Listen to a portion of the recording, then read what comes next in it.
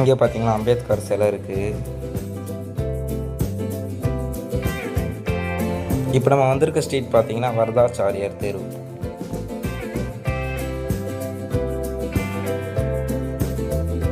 இங்கே இப்போ நம்ம எதுக்காக வந்திருக்கோம்னு பார்த்தீங்கன்னா, இங்கே ஒரு அழகான ஒரு இடம் இருக்குது. ஸோ அது உங்களுக்காக காட்டுறதுக்கு தான் வந்திருக்கோம்.